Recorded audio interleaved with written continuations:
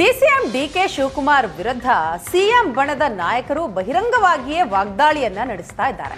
ಇದಕ್ಕೆ ಈಗ ಡಿಕೆಶಿ ಬಣ ಕೂಡ ಸಿಡಿದೆದ್ದಿದೆ. ಡಿಕೆಶಿ ಬಣದಲ್ಲಿ ಗುರುತಿಸಿಕೊಳ್ಳುವ ಕುಣಿಗಲ್ ರಂಗನಾಥ್ ರಾಜಣ್ಣ ವಿರುದ್ಧ ವಾಗ್ದಾಳಿ ನಡೆಸಿದ್ದಾರೆ. ರಾಜಣ್ಣ ಮಾತಿನಿಂದ ಕಾರ್ಯಕರ್ತರಿಗೆ ನೋವುಂಟಾಗಿದೆ ಅಂತ ಹೇಳ್ತಾರೆ ಕುಣಿಗಲ್ ರಂಗನಾಥ್. ಸರ್ಕಾರ ಚೆನ್ನಾಗಿ ನಡೀತಾ ಇದೆ, ರಾಜಣ್ಣರ ಮಾತುಗಳು ಸರಿಯಲ್ಲ. ಎಐಸಿಸಿ ಏನ್ ಕೆಲಸ ಹೇಳುತ್ತೋ ಅದನ್ನ ಡಿಕೆ ಶಿವಕುಮಾರ್ ಅವರು ಮಾಡ್ತಿದ್ದಾರಷ್ಟೇ. ರಾಜಣ್ಣಗೆ ಒಲವು ಜಾಸ್ತಿ ಆಗಿದೆ ಅಂತ ಅನ್ಸುತ್ತೆ, ಅವ್ರು ಹಿರಿಯರು ಬೇರೆ. ಕುಣಿಗಲ್ ರಂಗನಾಥ್ ಅವರು ಇವತ್ತು ರಾಜಣ್ಣ ವಿರುದ್ಧ ವಾಗ್ದಾಳಿಯನ್ನ ನಡೆಸಿದ್ದಾರೆ. ಕಾಂಗ್ರೆಸ್ ಕಾರ್ಯಕರ್ತರು ಹಲವು ಮಂದಿ ತ್ಯಾಗ ಮಾಡಿದ್ದಾರೆ. ಊಟ ತಿಂಡಿ ನಿದ್ದೆ ಎಲ್ಲವನ್ನು ಬಿಟ್ಟು ಕೆಲಸ ಮಾಡಿದ್ದಾರೆ. ಅಂತಹ ಕಾರ್ಯಕರ್ತರಿಗೆ ಈಗ ನೋವುಂಟಾಗುವಂತಹ ಮಾತುಗಳು ಇದು ಒಳ್ಳೆಯದಲ್ಲ ಅಂತ ಹೇಳ್ತಾರೆ.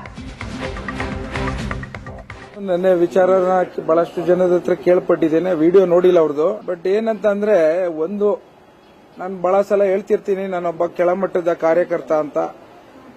ಒಬ್ಬ ಕಾರ್ಯಕರ್ತನಾಗಿ ಕಾಂಗ್ರೆಸ್ಸಿನಲ್ಲಿ ಬಹಳಷ್ಟು ಜನ ತ್ಯಾಗ ಮಾಡಿ ರಾತ್ರಿ ಹಗಲು ಊಟ ನಿದ್ದೆ ಇಲ್ಲದಲೆ ಪಕ್ಷವನ್ನ ಸರ್ಕಾರವನ್ನ ತರಲಿಕ್ಕೆ ಹೋರಾಟ ಮಾಡಿರೋಂಥ ಕಾರ್ಯಕರ್ತರಿಗೆ ನೋವಾಗಂತ ಮಾತುಗಳು ಆಡಬಾರದು. ಇವತ್ತು ಎಷ್ಟೊಂದು ಜನ ಕಾಂಗ್ರೆಸ್ ಪಕ್ಷವನ್ನ ವರ್ಷಾನುಗಟ್ಟಲೆಗಳಲ್ಲಿ ಬಹಳಷ್ಟು ಪ್ರಯತ್ನ ಮಾಡಿ ಸರ್ಕಾರವನ್ನು ತರಲಿಕ್ಕೆ ದುಡಿದಿದ್ದಾರೆ. ಅಂತ ದುಡಿದಂತ ಒಬ್ಬ ಕಾರ್ಯಕರ್ತರಿಗೆ ಈ ಮಾತುಗಳು ನೋವು ತರಂತ ಮಾತು ಅಂತ ನಾನು ಅನ್ಕೋತೇನೆ. ಆ ನೋವಿತ್ತು. ಈ 3 ವರ್ಷದ ನಂತರ ಇವತ್ತು ಸರ್ಕಾರ ಡಿಕೆ ಶಿವಕುಮಾರ್ ಸಾಹೇಬ್ರವರ ಅಧ್ಯಕ್ಷತೆಯಲ್ಲಿ ಮತ್ತು ಸಿದ್ದರಾಮಯ್ಯ ಸಾಹೇಬ್ರವರ ಮುಂದಾಳತ್ವದಲ್ಲಿ ಪಕ್ಷವನ್ನು ಬಂದಾಗ ಬಹಳ ಸಂತೋಷದಲ್ಲಿ ಇದ್ದಂತ ಸಂದರ್ಭ.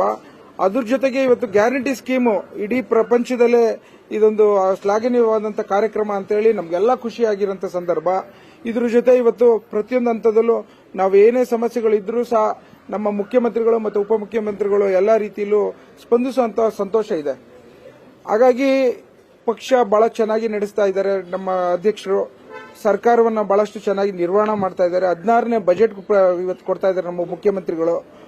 ಸೊ ಹಾಗಾಗಿ ಎಲ್ಲೋ ಒಂದ್ ಕಡೆ ಪಕ್ಷ ಈ ತರ ಹೋಗ್ತಿರೋಂಥದ್ರಲ್ಲಿ ಇಂಥ ಹಗುರವಾದಂತ ಹೇಳಿಕೆಗಳು ತರವಲ್ಲ ಅನ್ನೋದನ್ನ ನಾನು ಹೇಳಲಿಕ್ಕೆ ಇಚ್ಛೆ ಪಡ್ತೇನೆ.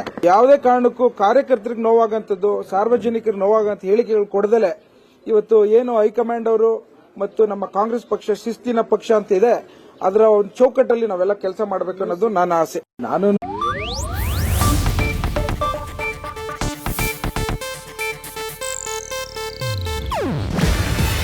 ಇದು ಏಷ್ಯಾನೆಟ್ ನ್ಯೂಸ್ ನೆಟ್ವರ್ಕ್ ಪ್ರಸ್ತುತಿ.